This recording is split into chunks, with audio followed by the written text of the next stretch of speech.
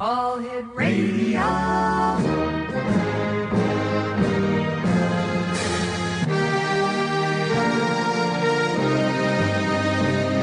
Welcome to the X Zone, a place where fact is fiction and fiction is reality.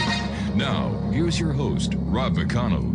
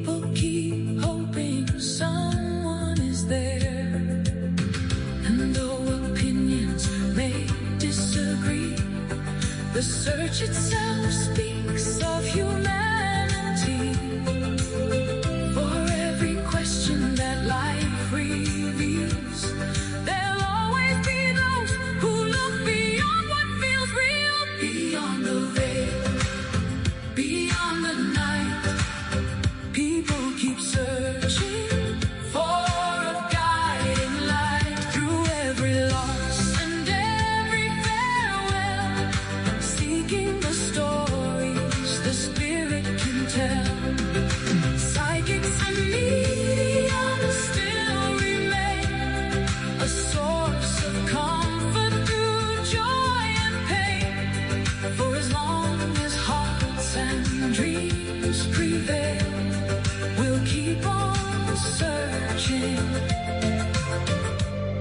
Beyond the veil.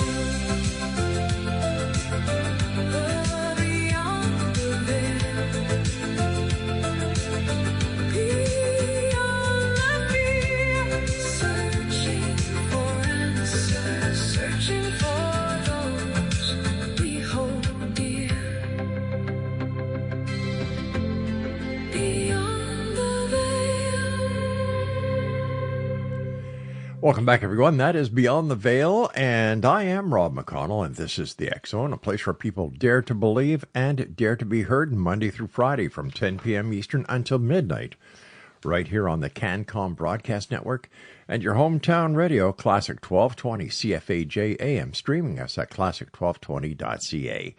Beyond the Veil is about psychics. It's about mediums. It's about hope. It's about on the other side of the veil. And my guest this hour is Julie Ryan, an internationally known psychic medium, medical intuitive, inventor, entrepreneur, author, and educator whose work has touched the lives of thousands of people around the globe. Julie is best known for her ability to perform energetic scans of people and animals, often identifying physical and emotional issues from a distance. Through her unique gifts, she provides insights into health, healing, spirituality, the afterlife, past lives, spirit communication, and energetic connection that exists between all living things. Her website, AskJulieRyan.com, and Julie Ryan joins us now. And Julie, welcome back to the X Zone. Thanks, Rob. It's always such a delight to be able to have a conversation with you. Yeah, well, you know, you're one of the ladies who come on the show, and the time just flies. Whoop, there it goes right now. Julie, what first led you into the world of medical intuition and psychic development? Well, as you mentioned, I'm a businesswoman. I'm an inventor of surgical devices sold throughout the world, used to manufacture them, and I've founded 9 companies in 5 industries. So I'm a businesswoman who learned how to do woo-woo, and I'm a buffet of psychicness, Rob. So what led me into this is I learned how to do all this stuff, and now I teach people throughout the world how to do it as well. We all come in with the ability. It's just a matter of developing and enhancing it. And how my journey started a little more than 30 years ago was a friend gave me a book called Anatomy of the Spirit by Carolyn Mace, and she called herself a medical intuitive. And I thought, well, what the heck is that? I'd never heard that term before. And back then, Rob, as you know, we didn't have the internet yet.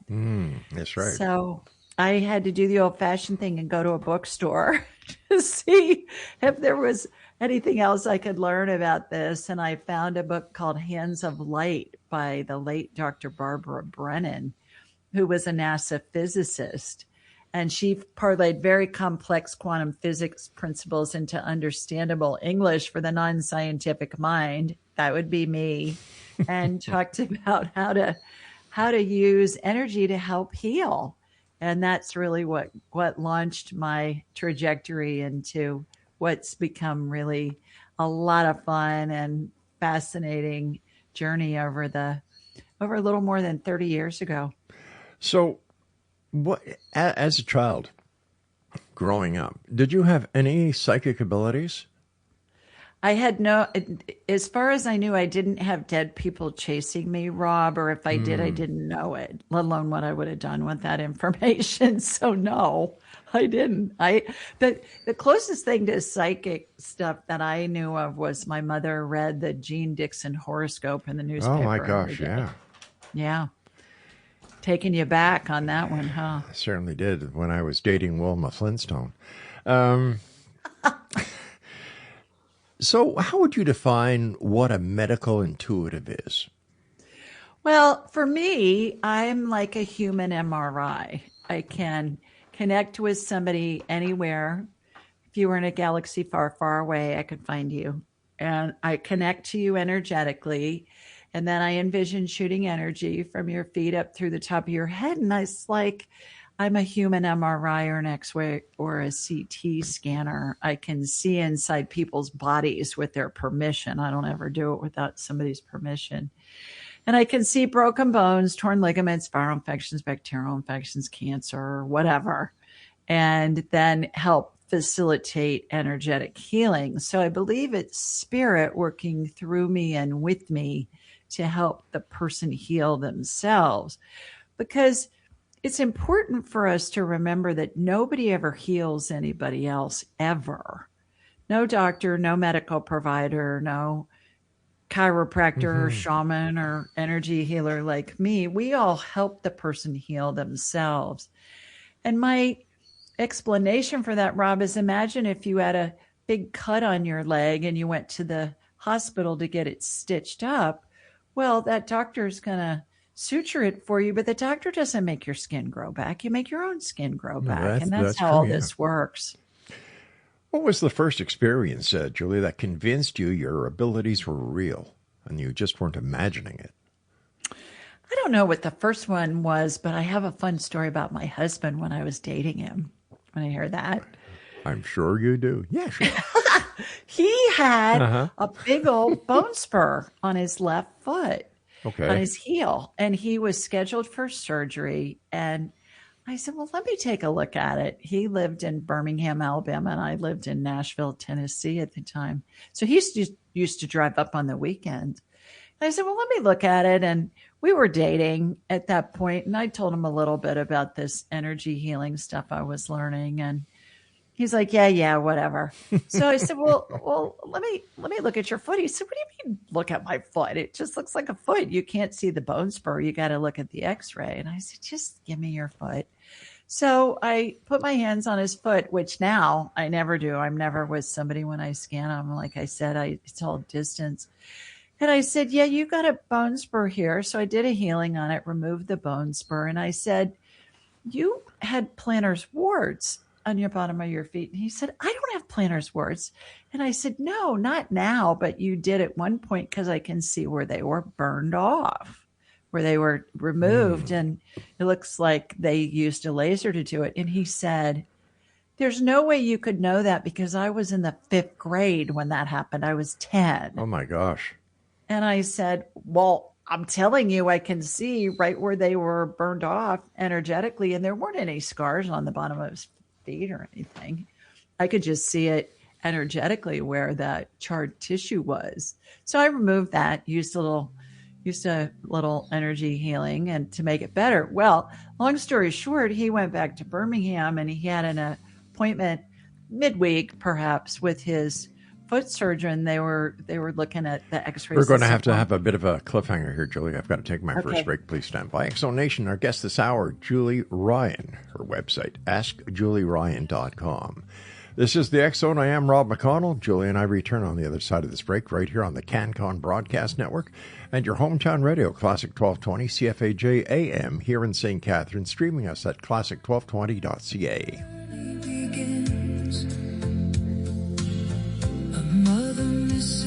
Child gone too soon. Her husband still talks to the light of the moon. The heart keeps asking what the mind can.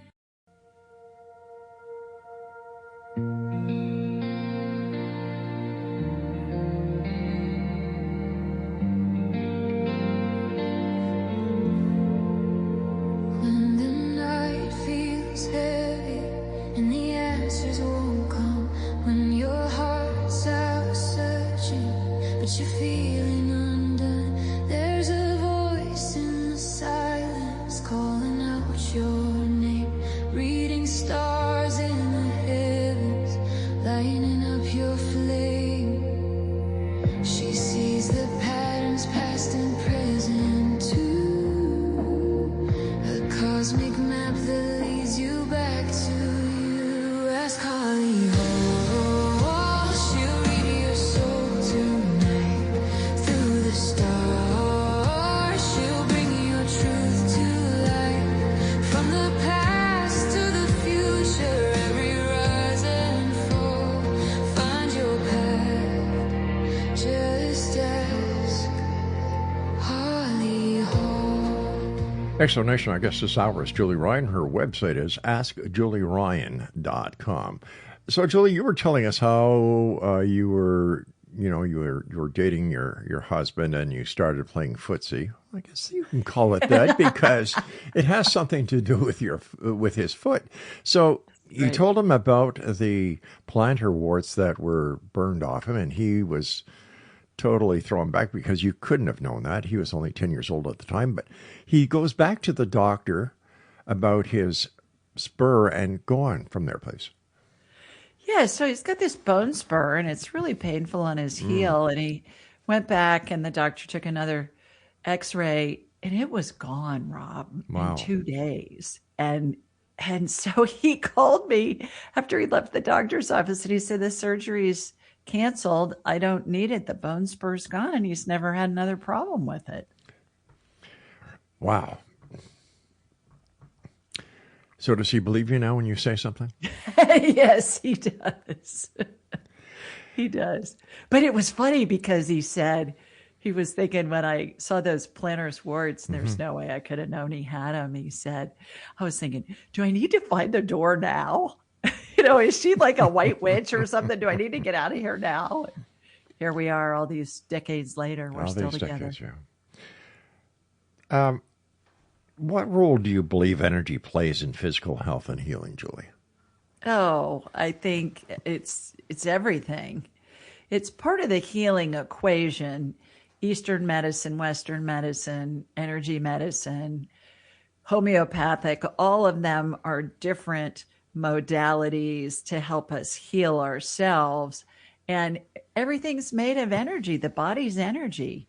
If you think about an EEG, which is a brain scan, What are they doing? They're checking the brain waves outside of the body. They're tapping into that energy. EKG is doing the same thing with the heart outside of the body. So everything is energy, including the body. Okay, so can you explain how the energetic healing works? Yeah, it's spirit, God, the universe, source, whatever you want to call it. I say spirit just because it's generic, working through me and with me. So I raise my vibrational level. This is what I teach people all over the world how to do. We raise our vibrational level to the level of spirit, and then spirit can communicate with us. And I'll be given information. Like I said, I can see in my mind's eye. I'm like a human MRI. And so I watch these healings happen, and they take the form, Rob, of something getting added, something getting removed. I watch procedures all the time in my mind's eye that emulate what I saw in surgery for all those years, developing products, testing prototypes, things like that. Sometimes I see healings that utilize methodologies and devices that haven't been invented yet.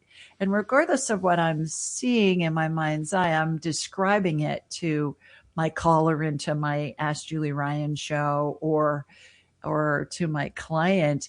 And when they visualize it, Rob, the healing frequency of the energy is embedded inside that image, and it helps integrate the healing into their body. It's really fascinating, the things I get to see that there's no way I could know.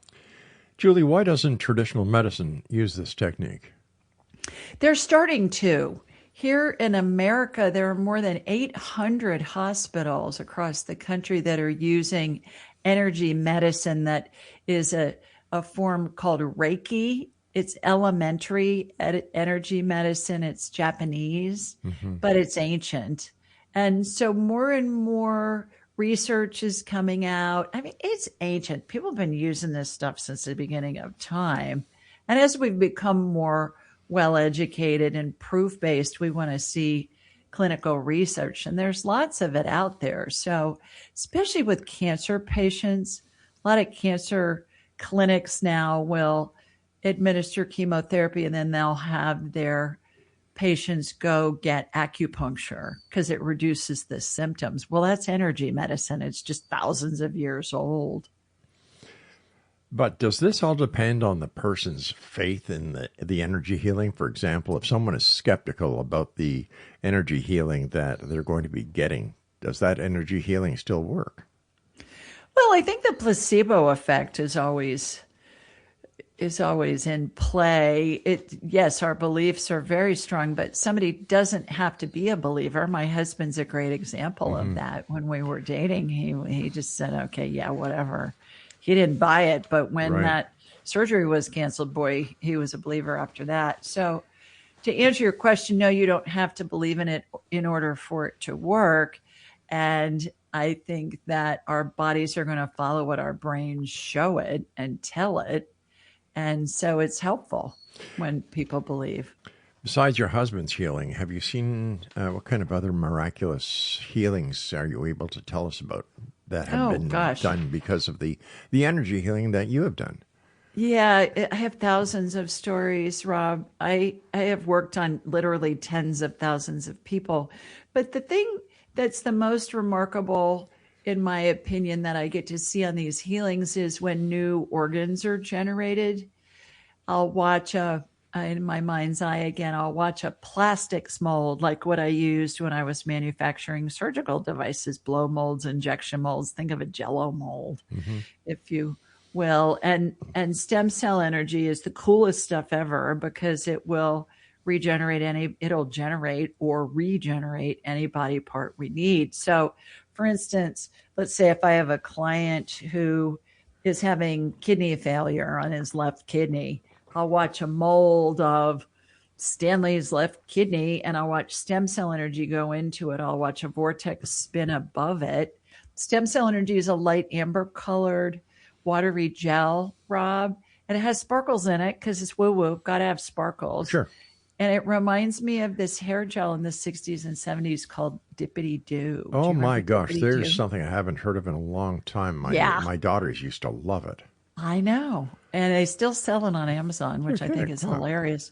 So I watched this vortex form above it and it transforms that energy into whatever body part we need.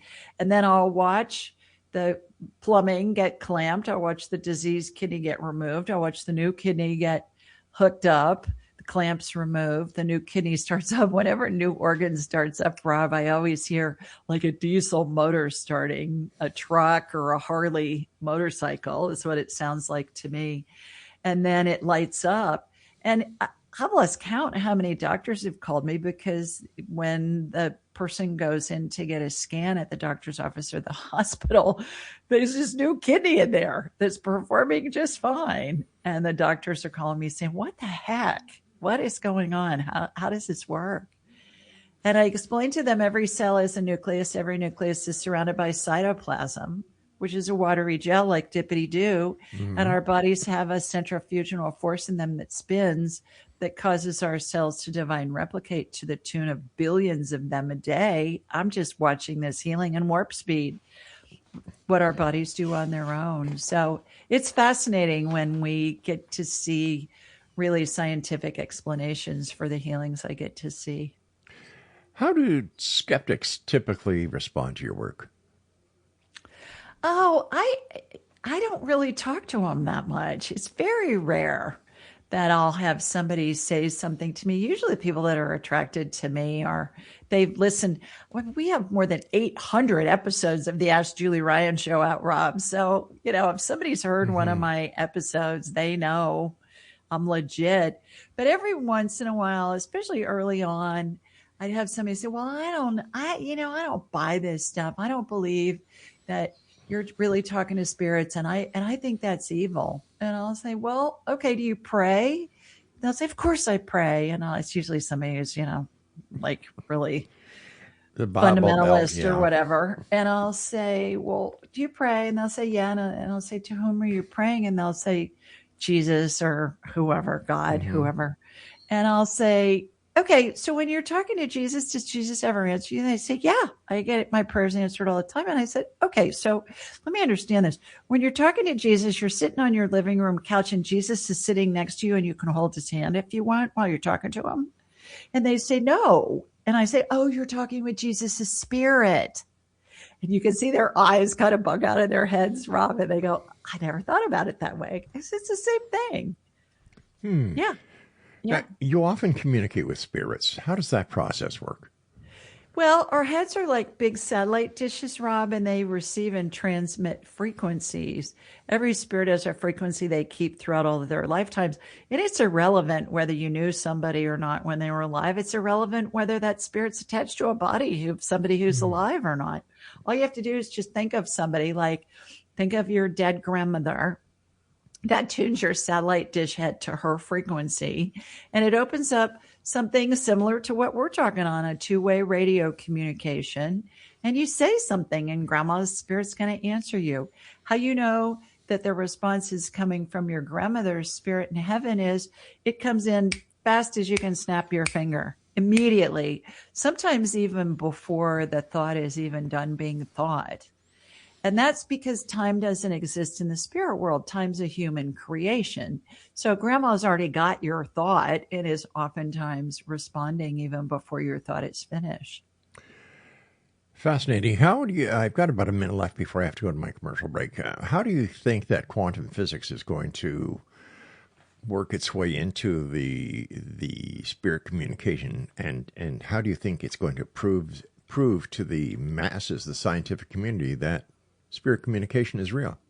Oh, I think it already has. I think that's exactly what we do. And plasma energy is what we use. We were taught you have three states of matter: liquid, solid, gas. Well, plasma is 99% of it. So it's the fourth state of matter. And that's what we use for all this healing work and spirit communication. Gotcha. Exonation, Julie Ryan is my guest. Her website is www.askjulieryan.com. And Julie and I will be back on the other side of this short break as the X Zone continues with yours truly, Rob McConnell, right here on the CanCom Broadcast Network and on your hometown radio, Classic 1220, streaming us at classic1220.ca. There's a voice in the silence calling out your name, reading stars in the heavens, lighting up your flame.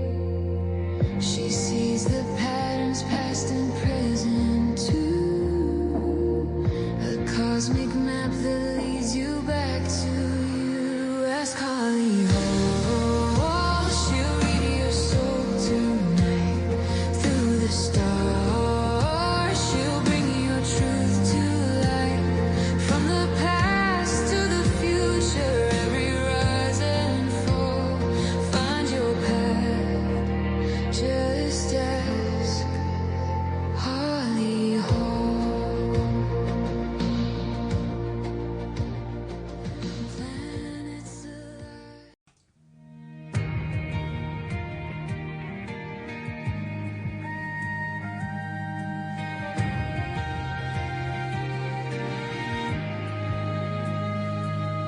Sirens in the distance, flashing through the night, running into danger while others take flight.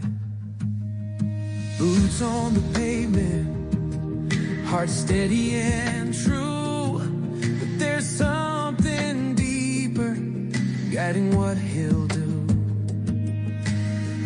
Beyond the flames, beyond what eyes can see, a voice within speaks of destiny.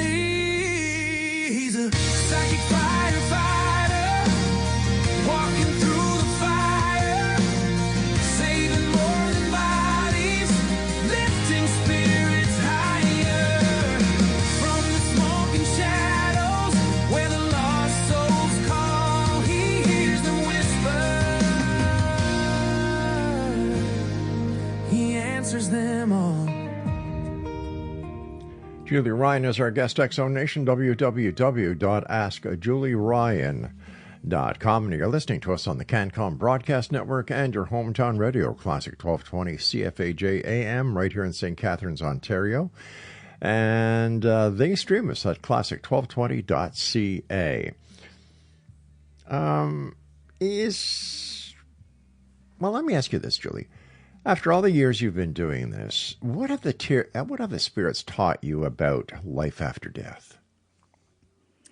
That it's amazing. Everybody goes to heaven. That's the big thing, Rob. That people are surprised when they hear that because that's not what we're taught No. in the Western Judeo-Christian culture. We're taught, you better do this or you're going to go burn for eternity if you don't follow the rules. And what I've heard from Spirit billions of times is that everybody goes to heaven, number one. And number two, that there's no right or wrong, good or bad. In heaven, it's just an experience. The human experience is just that. It's an experience. Now, we need to have right or wrong, good or bad here from our human perspective, because that's how we create. If we know what we don't like, it helps us create what we do like. And that's why we're all here, is to create. You may say, create what? Create whatever. We create all day long, every day. What are you going to wear today? How are you going to get to work? What are you going to eat? Who are you going to talk to? Things like that. And so it's been really interesting. I have a spirit guide who's a dead pope, Rob. May I tell you about him? Oh, I wouldn't have it any other way. His name's Pope Clement the Sixth. And when he first came in, he showed up. This was more than 10 years ago. And Right. he showed up with his pope hat on, his mitre, and his shepherd's rod, and the whole 9 yards. And I said to him, well, who are you? And he said, I'm Clement. And I said, well, I went through 12 years of Catholic schools, but I'm sorry, I never heard of a Pope Clement. And he laughed, Rob, and he said, well, I was number 6. I said, okay, great. How may I help you? And he said, you're supposed to teach the world what happens when somebody dies, because it's been so bastardized and people are so afraid. And it's crazy. You know what happens. And I said, well, thanks so much for the offer, but you see, I'm a businesswoman and people will think I'm nuts if I do that. And he said, yeah. Everything you've done in your career has prepared you for this. You just need to get on with it. So a few minutes later, I looked him up on my phone, Rob, Pope Clement the Sixth. And what I learned was he was in office during the Black Plague, when 2/3 of Europe died, and he's best known for his prayers for the dying and his prayers for the dead in the 14th century. And I thought, okay, Ryan, you can't make that up. I never heard of the guy. So he's been my mentor ever since, and my main spirit guide. And he's just a riot. He's hilarious. Whenever he shows up, he always has his Pope hat on. And I said to him, Clement, I know who you are by now. You don't have to wear the hat. And he says, yeah, but it looks good, don't you think? Wow, I didn't think an Italian pope would have a sense of humor. Wow. I know, he was French. Oh, that explains it. Yeah, he That was. explains it. It's when the Holy See was in France. Oh, cool. Yeah. Is there a common message that deceased loved ones try to convey to the living, Julie? Yes, that they don't want us to grieve for them. They want us to be happy and joyful and get on with our lives. And that's number one. Number two, another very common thing too, Rob, is that they're all around us all the time. We can communicate with them anytime. They're just in a different form, and they're waiting for us to ask for their help. They're not going to interfere with our lives. They'll send us ideas, but that's where free will comes in. They're not going to interfere. But if we need their help, boy, they are ready and willing and able and thrilled to be of assistance, not just our loved ones, but our angels and our spirit guides and the saints and God, and not necessarily in that order, just all of them. Do you think the Pope would be one of them? Oh, yeah, okay. Absolutely. So how do we ask for this help? Just ask. We're all a fractal of the divine, Rob. And so we're all made in the image and likeness of God. And if you think God is a spirit, right? And we're made in the image and likeness of God in spirit form, we can be everywhere all at the same time too. We can communicate with any spirit just like God does, whether it's attached to a body or not. So we just ask. You can ask out loud. You can ask in your head. Doesn't matter. I've got to try that on after the show, believe me. You've spoken about the 12 phases of transition. What are they, Right. and what inspired this research? Well, when Pope Clement came in and he said, you got to teach the world what happens when somebody's dying, I wrote a book called Angelic Attendants, What Really Happens as We Transition from This Life into the Next. And anybody that wants a free copy, just go to julieryangift.com, julieryangift.com, and we'll send you a free digital and audiobook download. And we have it in Spanish too, if you prefer Spanish. So Pope Clement asked me to do this, and I resisted for several years. And then finally there were a couple of other really big incidences that happened, and I'm happy to share those with you when we have time. And so I said, all right. And the 12 phases are what everybody goes through, Rob, how we're surrounded by angels and the spirits of deceased loved ones and pets as we're transitioning. And now, fast forward, there's university-based research that shows that 90% of people see the spirits of deceased loved ones at the end of their lives and pets. 90%. So, yeah. Well, it seems that we've missed saying somebody is deceased is not the right phraseology, because they're still alive. Right. It's just in another form. Correct. Like they've gotten rid of this meat suit and they're out there beyond the veil. Exactly. So in your opinion, is anyone ever truly alone when they're dying? Never. No, really great point, Rob. It's whether somebody dies instantly, like in the case of a homicide or suicide, or whether they die over a prolonged period of time, days, weeks, months, even years. Everybody's surrounded by angels. Everybody's surrounded by the spirits of deceased loved ones and pets. Recently, I was working with a woman and her husband was dying. And I said, there are African animals, spirits in the room, like elephants and giraffes and lions and rhinoceros and these African animals. Why would that be? Did he work at a zoo or something? And she laughed and she said, no, when he was young, he was in the Peace Corps for 10 years. He worked in Africa on an animal preserve and all those animals were there. So their spirits were there as this guy was dying. So based on what you've been told by the Pope, as well as the people that you've had the opportunity of working with over the years, Julie, what role do angels play in your understanding of the transition process? The angels are there as part of what I call the Welcome to Heaven Committee. And thousands of other spirits are there and lots of pets, farm animals. If somebody lives on a farm or grew up on a farm, and then dogs and cats and birds and lizards and guinea pigs and whatever, they're all there too. So they're all part of the Welcome to Heaven Committee is what I call it. The interesting thing about these 12 phases, Rob, is when I was writing Angelic Attendants, my book, I was recalling that I've been to a bunch of Catholic funerals in my day, and there's a prayer said at the end of every Roman Catholic funeral. It's called In Paradisum, and it talks about how the angels and your loved ones will greet you and lead you into paradise. So I researched that. I wanted to know where that began. And what I learned was it started as a 5th century Gregorian chant. So I have to believe that some monk, back then, the most learned people were men living in monasteries and synagogues. So some monk wrote this prayer because everybody could see it. Everybody could feel and see these spirits when somebody was transitioning.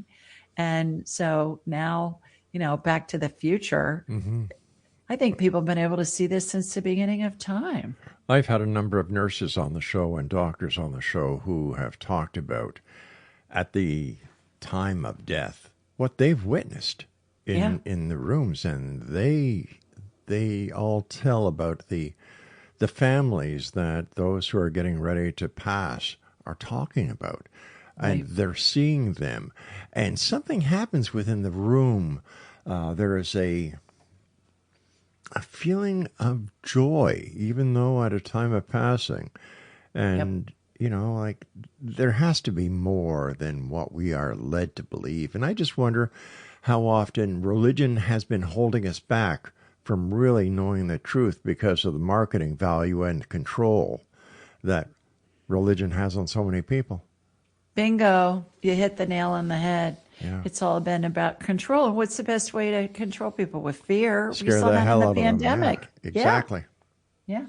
Exactly. We see that in modern day politics. Exactly. Yeah. Yeah. Well, we've seen it since the beginning of time, in religions and cultures and governments and But all of that. people weren't as free as we are today to actually talk about it. Mm-hmm. All right, Julie, you and I have to take our break at the what was this, our final segment, Craig, that we're coming up to? Wow, time goes by when you're having fun with Julie Ryan. Her website, AskJulieRyan.com, X-Zone Nation. And the June-July edition of the X-Chronicles newspaper will be available next week at www.xchronicles.net. Julie Ryan is my guest. I'm Rob McConnell. This is the CanCon Broadcast Network. And we're coming to you from our broadcast center here in St. Catharines. And we're also on your hometown radio, Classic 1220, CFAJ AM, that stream us at classic1220.ca. We'll be back on the other side of this break. Don't go away.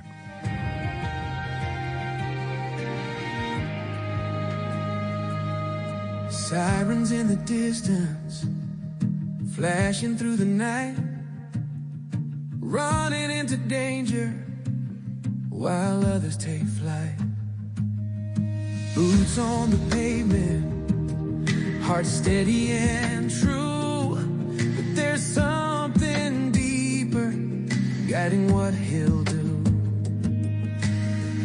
Beyond the flames, beyond what eyes can see, a voice within speaks of destiny. He's a psychic firefighter, walking through the fire, saving more than bodies, lifting spirits higher. From the smoking shadows where the lost souls call, he hears them whisper. Yeah.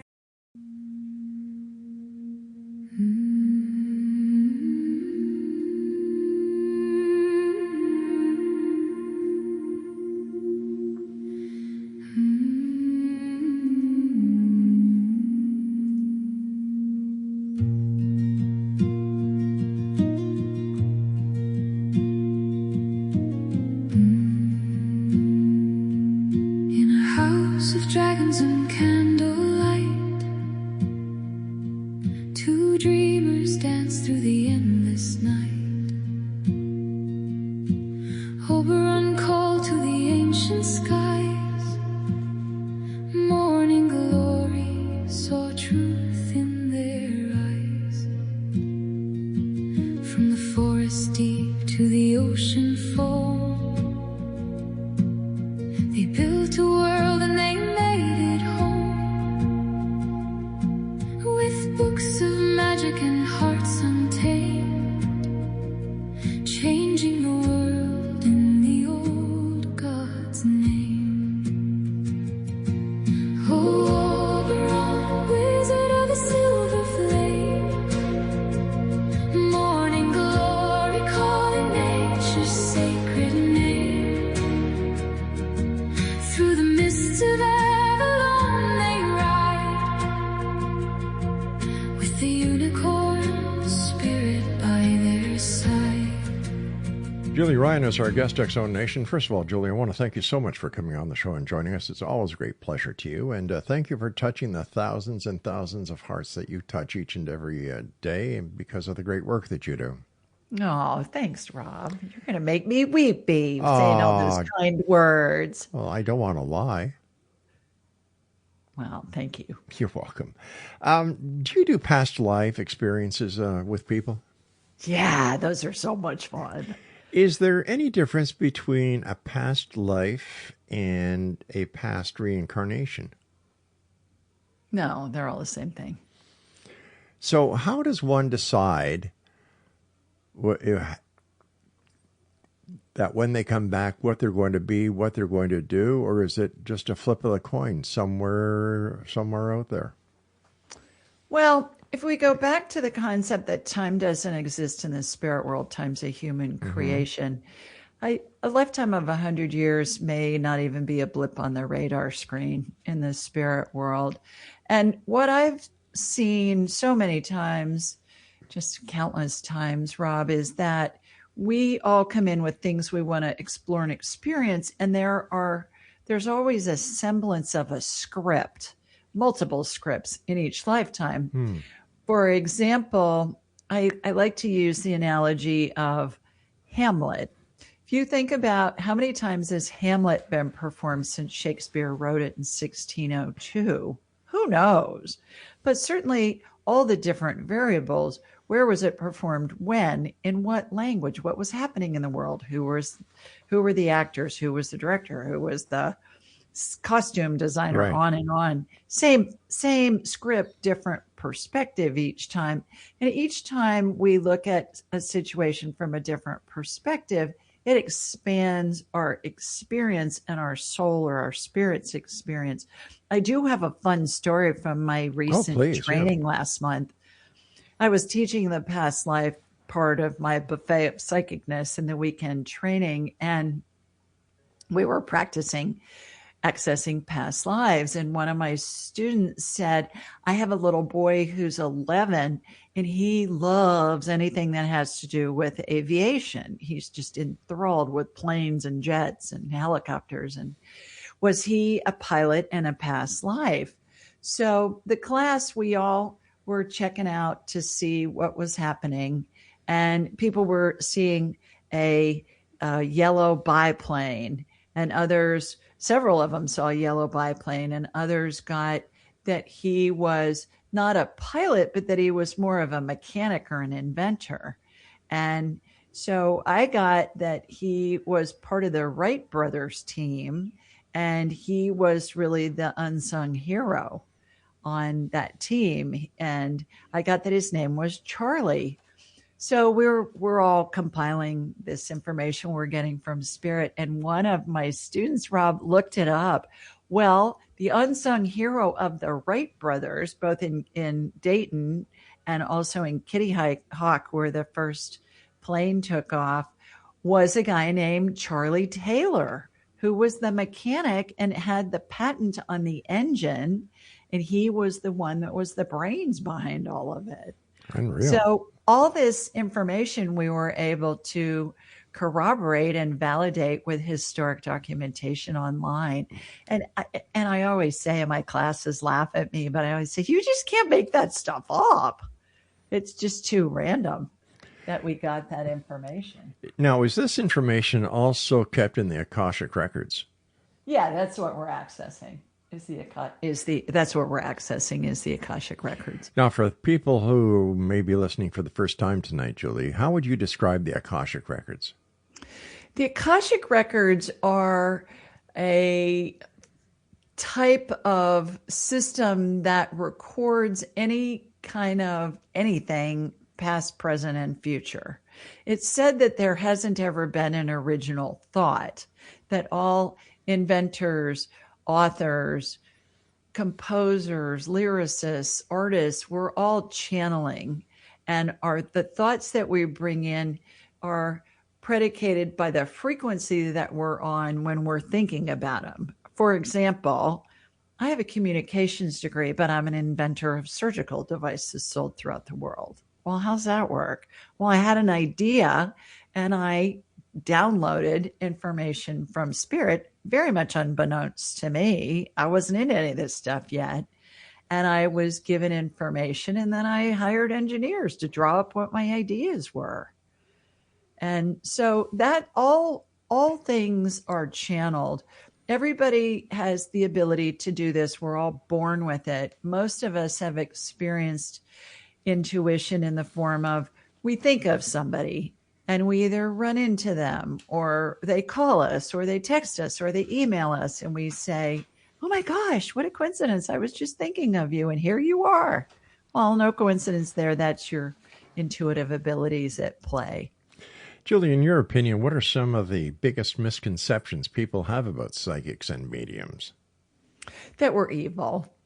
or that we're doing, that it's devil's work or whatever. Well, the Bible and all the holy scriptures and the texts and all religions are full of the elders. The angel appeared to Joseph and said, "You need to move Mary into baby Jesus because Herod's killing baby boys." Moses was talking to a burning bush and came down from the mount with the 10 commandments. Who was he talking to? The angel appeared to Mary and said, "You're going to have a son and you need to call him Jesus." I mean, it's throughout the Bible, especially, but in all holy texts, this stuff's been there. But again, it's been used to, I think, scare people to control the masses. You got to come through me as the reverend or the rabbi or the priest or the Taoist priest or whatever in order to communicate with spirit. Well, no, you don't. We all come in with the hardware. We're all doing it all day long. We just don't realize it. Have you ever encountered a case you could simply not explain? No. No, I haven't. I guess I just asked spirit, what's the deal here? What's going on? So what is the strangest paranormal experience you've ever had personally? Oh, I talk about it in my Angelic Attendance book, Rob. And I was in a office, big building, and my friend, I met him there, and he said the place was haunted. And I said, all right. So we went down into the basement of this place, and I was seeing this scene of a train wreck. And there were bodies like laying in a makeshift morgue, and they had sheets on them. And then the door opened on its own, Rob, into the hallway. And this spirit of this woman came in, and she was dressed in turn of the 20th century attire. And I could communicate with the spirits. Well, there had been a train wreck, and these people were looking for their loved ones in the train wreck. And there were townspeople there with overalls on and shovels and stuff. And they were digging it out. So the interesting thing was when that door opened, the actual door opened, Rob, and this spirit walked through it. And I was like, hello. So we looked it up afterwards, and we found out that there really was a train wreck that was close by. And I saw way more bodies than were killed in the train wreck in this makeshift morgue. But it was during a TB epidemic, tuberculosis, where people were dying left and right. Somebody would leave the house to go run an errand or go to work, and they'd come home and their family members would be dead. So they just brought these train wreck victims to this morgue that was really put together for tuberculosis. And we could validate all of it online with this historic documentation. Julie, how do you think humanity's understanding of consciousness will change over the next 20 years? Well, I think that more and more information is coming out, and the zeitgeist is really changing, Rob. I'm finding that a lot of the old guard are dying off, quite frankly.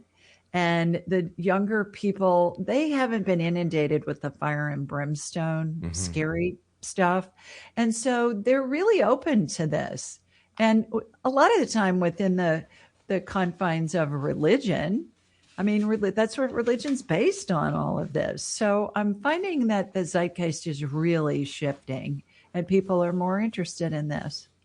We've got about a minute left, Julie. What are your final thoughts for the members of the X-Zone Nation listening tonight? Well, we're all going to lose a loved one, and we're all going to be in that boat ourselves one day. So go to julieryangift.com and get a copy of my book. It's free, digital and audiobook downloads, and also in Spanish. And share it with your family and friends. It's not about me selling books. It's about me getting this information out. Remember, Pope Clement said, you're on a mission from God to teach everybody what happens when somebody dies and how we're surrounded by angels and loved ones' spirits. So we all go to heaven. Everybody goes to heaven. It's a glorious thing. I'm looking forward to seeing what happens, just not today, like in the future. Do you have any courses that are available online that our listeners can take? I sure do. Just askjulieryan.com. Everything's there. I have self-paced online trainings. The most important thing about all my trainings, which I think really differentiates them from others, Rob, is that all of them have live practice groups with them. And so there's a facilitator in there that's going to help validate the information that one of my students is getting. And it helps them learn to trust the information they're receiving. The more validation they get, the more they trust it, the more it's just second nature. Everybody's doing it now. It's just a matter of developing and enhancing it if it's something you're interested in. Julie, I want to thank you for joining us tonight. Always a great pleasure. Take care of yourself, my dear friend, and keep the great work up, Julie. The world needs you. Thanks, Rob. Bye, everybody. Exonation, if you'd like to find out more about our guest this hour, Julie Ryan, visit her website at askjulieryan.com.